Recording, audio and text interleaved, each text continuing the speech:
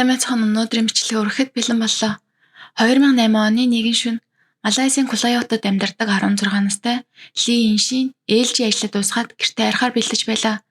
Гэвч тэрээр аимшигт явдал түүнийг отож байгааг мэдээгүй юм. Энэ нэрийг Кулай ахлах сургуулийн хамгийн үзэсгэлэн тохин хэмээн нэрлэгдэж байсан сурагчийн улгаалагдсан хэрэг. Тухайн үед бүх Малайзыг зочроож үндэсний хэмжээний сонинуудын тэргүүн өрөнд гарч байлаа. Тэгвэл яг юу болсон юм бол? Ли Иншин 1992 онд Малайзийн Жохор мужид төрсөн. Тэр Кулай дүүргийн Султан Ибрахим ахлах сургууль сурдаг байжээ. Гэр бүлийнхэн амьдрал тийм чангалуун байгаагүй ч Иншин үнэхээр сайн охин байлаа. Тэр үргэлж үс хувцландаа анхаарч өөрийгөө гоё зэгцтэй авч явдаг байсан тул сургуультай сургуулийн атаан гэж нэрлэгдэх болсон юм. Гэвч тэр зөвхөн гадаад үзмжээрээ бус сурлагаараач төгсдөг үлдэр байв. Дунд сургуулийн шалгалтаа маш өндөр оноо авч урлагийн талд шавьяастай байсан. Тэр багаасаа бүжиг сурч сургуулийн чирлэгдэх багийн гишүүн болсон байлаа. Ингээд харахад Илийн шин үнэхээр бүх зүйлийг холбосон охин байв. Үзэсгэлэнтэй авьяастай ухаалаг яг л бүх талаараа төгсдөг элдэр сурагч. Тэр хизээж бардам зан гаргаж байгаагүй, харин ч маш сайхан найрсаг зантай нэгэн. Найз нөхдөйгөө кино үзэх, хам тооллох дуртай, хүмүүстэй сайхан харилцах дотооддог охин байлаа. Түүний уян зөөлөн зан үзэсгэлэндээ төрөх нь олон залуусын сэтгэлийг татдаг байв. Гэр бүлийнхэн санхүүгийн байдал хүндхэн байсан тул Иншин эцэг ихтэй туслахын тулд хичээлээ тараад ажил хийдэг байсан. Тэр ойрхон худалдааны төвдөх утасны дэлгүүрт ажилладаг байв. Түүний даруухан дуулууртай зан, найрсаг хандлага нь эзэн болон үйлчлүүлэгчдийн итгэлийг хүртээ олсон юм. 2008 оны 9-р сарын 11-ний өдөр Иншин урдын адил дэлгүүртээ ажиллахаар явжээ. Орой 10 цагийн үед дэлгүүр анх цаг болж тэр хамт ажилладаг хүмүүстэй баяртай гэж хэлээд гэрлүүгөө арихаар явсан байна.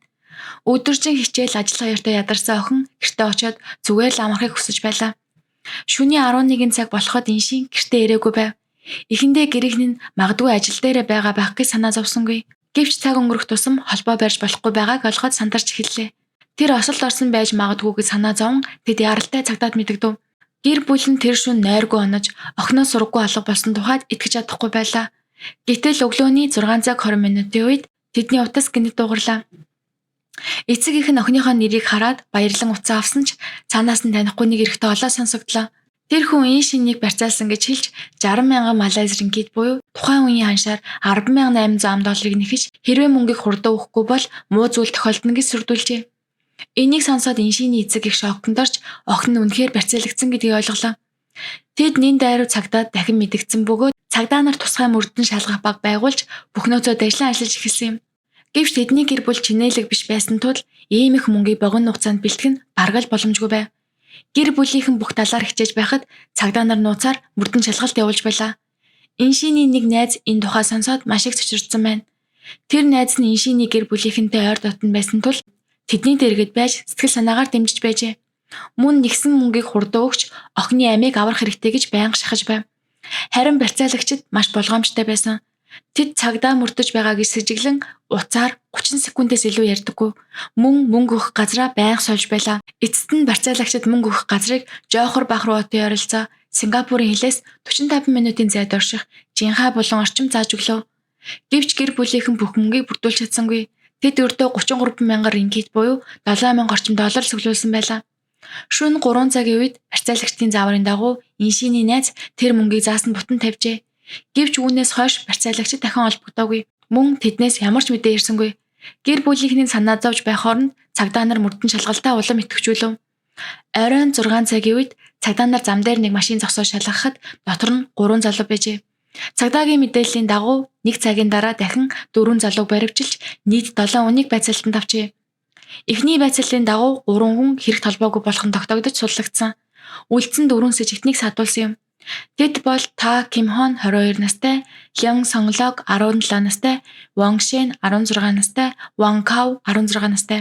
Цагдаа нар тэдний унаж байсан машиныг шалгахад дотор нь барьцааны мөнгөтэй сүнх байсан хэргийг батлав. Харин мөрдөн шалгах явцад үнэхээр зочирдон баримт илэрсэн юм. Энэ 4 залуу бүгд сургуулаа исэн байсан бөгөөд хамгийн аимшигтай тэд бүгд Иншинийг мэддэг байжээ. Тэдний дундаас нэг залуу онцгой анхаарал татсан юм. Учир нь тэр бол охин барьцаалагсны дараа гэрийнхэнтэй хамт байж тэднийг мөнгө урдан бэлдээрэй гэж байн гатгаж байсан тэр найз байлаа. Энэ нь тухайн үед ч гэр бүлийнхэнд нь нэг л сонин санагдаж байв. Цагдаа нарын олсон нотлохоо тэр залуу үнэхээр энэ нэрэгт оролцсон болохыг баталжээ. Тиймээс тэрч бусад 3 сэжигтний хамт баривчлагдсан байна. Харин байцаалтын дараа цагдаа нар маш аимшигтай зүйл олж мэдсэн. 16 настай Ли Иншин аль хэдийн алагдсан байсан юм. Түүний цогцыг Кулайотын зэрлэг гүнжлийн цэцэрлэг хэмээх газар бутан дунд орхисон байжээ. Цагдаа нар тэр газар очиход бутан дунд байсан биеийн доод хэсэг бараг шатсан, нүүрний хэсэг нь мөн түлэгдсэн байлаа. Шүүх эмнэлгийн шинжилгээгээр Ли Иншин мөн болох нь батлагдсан юм. Шүүх шинжилгээний дүгнэлтээр Ишиний хоолойг боож алсан гэж тогтоожээ. Харин бие дээр нь хүчирхийллийн шинж тэмдэг илрээгүй. Мэргэжлүүдийн үзэж байгаагаар охиныг барьцаалсны дараахан буюу 1 хоногийн дотор алсан байсан бололтой. Түүний цогцыг хаясан газар нь хурдны замын хураамжийн цэгээс ердөө 100 м орчим зайтай. Үнэхээр эзгүй газар байв.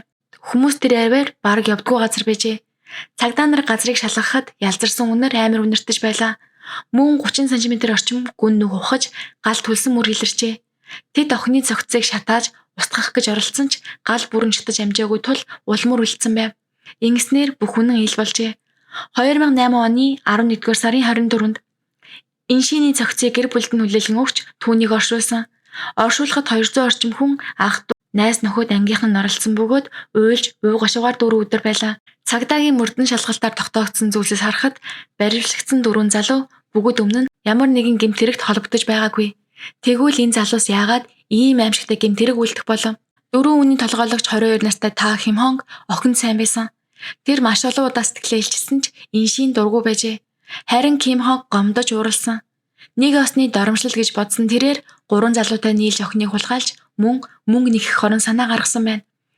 Гэвч тэдний үйлдэл харгас явдал болж хувирчээ. Тэд мөнгө нэгсийн дараа охиныг алаад цогцыг шатааж гэмт хэрэгээ нуух гэж оролцсон байв. Цагдаа нарын таамгаар тэд охиныг суллуул Иншин тэднийг таних цагдаад мэддэх болно гэж айсан бололтой. Тиймээс тэд эцэст нь охиныг амьд үлдээхүүгээ шийджээ. Иншин тухайн үед найзлуутай байсан. Тэд бараг 1 жил үргэлжсэн байв. Иншиний араас олон өнгөдөг байсан ч найз залууга хуурч байгаагүй охин байлаа. Харин хэрэг гарахаас 2 сарын өмнө Тай Ким Хонг Иншин рүү байнга мессеж бичиж залгаж тэрнийг зовоож эхэлжээ. Иншин энэ талаар найз залуудаа хэлсэн ч найз залуу нь зүгээрээ битгий тогээд өнгөрсөн байна. Гэвч энэ нь хожим найз залууд нь хамгийн том харамсал болж үлдсэн юм. Тэр хожим би найз охиноо хамгаалах ёстой байсан юм гэж үйлээ ярьсан байдаг. Барьцаалагдсан тухай мэдээд найз залуу нь мөнгө цуглуулах гэж хамаг хүчээ гаргасан. Бүр хүмүүсээс зээлж хүртэл авсан гэдэг. Гэвч найз охиноо аврах гэж хичээсэн бүхний хариуд тэр зөвхөн хүйтэн цогцыг л харжээ. Тэр гэмт хэрэгтнүүд түүнийг ална гэж хизээж төсөөлөөгүй.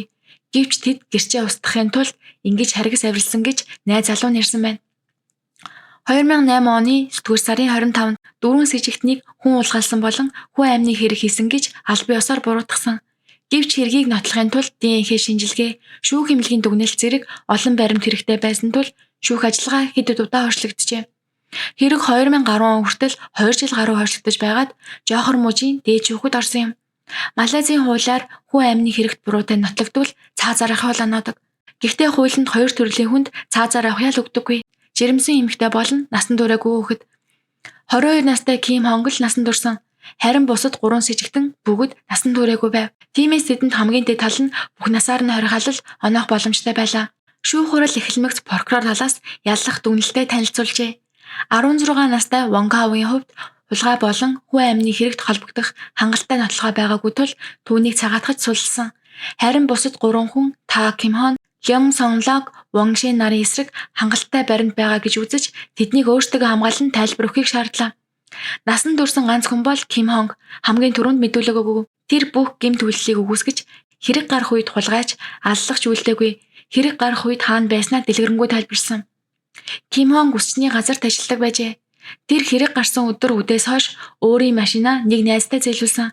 Найз нь найз охинтойгоо болцохдоо унчаад дараагийн өдрийн шөнө буцааж өгсөн гэж хэлв. Харин маргааш өглөө ажиллаа явахын өмнө Ким Хонг машин дотроос Иншиний гар утсыг олсон гэв.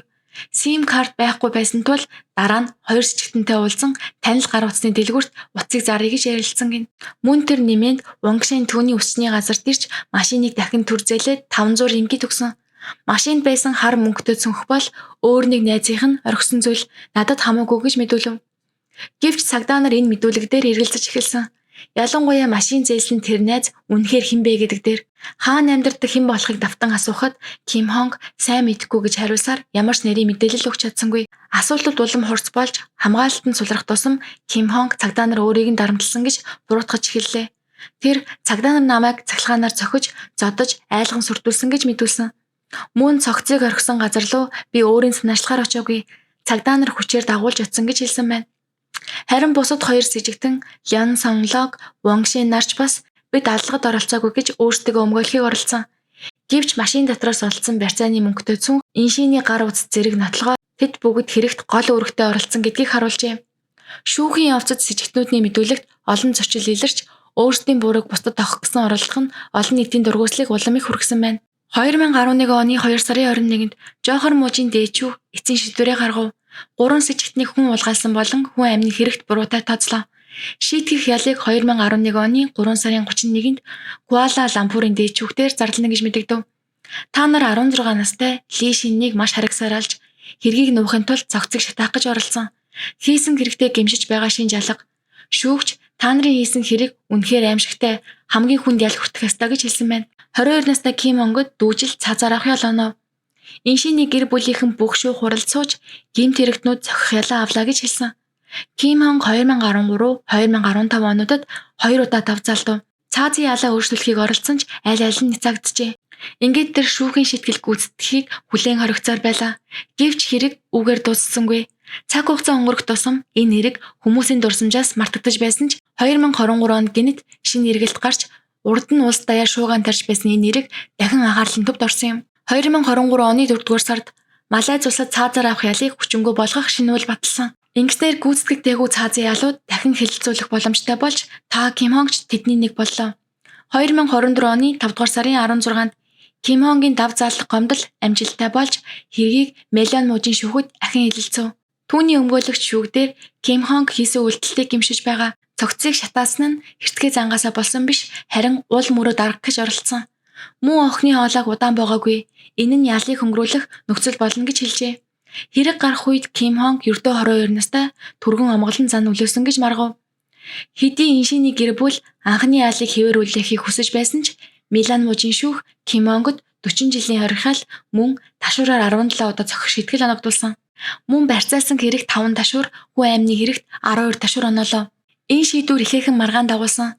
Иншиний гэр бүл энэ шийдвэрт сэтгэл дундуур байгаагаа илэрхийлж охиноо алдсан зовлон ийм ял нөхөж чадахгүй гэж хэлжээ. Мөн хэрэг болсноос хойш 16 жил өнгөрөхөд гэмт этгээд ч түүний гэр бүлч уушлахгүйгаагүй гэж хэлсэн. Цаашлаад ял дуусгаад гарч ирэхдээ өшөө авахыг гэж айж байгаагаа ч илэрхийлжээ. Зарим хуулчид хүртэл нийтлэл бичиж Ким Хонгийн ялыг буруулсан хүмүүсийн шүүхэд итгэх итгэлийгч сулруулж магадгүй гэж анхааруулжээ. Иншин бол үзэсгэлэнтэй сайхан сэтгэлтэй охин байсан. Гэвч түүний итгэл, сайхан сэтгэлийг буруугаар ашигласан хүмүүс эцэст нь амийг нь хөнөөж нэгэн гэр бүлийн амьдралыг үүр нураасан. Энэ нэрийг бидэнд нэг зүйлийг сануулж байна. Муу санаа, атаа орсол, дур шунал гээд ямар ч сэтэл байсан хүний амнаас үнэтэй зүйл гэж үгүй. Харин нэг хормын уур бодлогогүй алхам бүх амьдралыг чинь өөр зөрүүлж чадна. Тиймээс хэн нэгний гэмтээхийн оронд уур хилэнгээ барьж хүний амьдралын үнцнийг бодож сурцгаая. За ингээд өнөөдрийн бичлэг маань энэ үрээ дуусаж байна. Бичлэг маань таалагдсан бол лайк, сабаа заавал дарж өгөөрэй.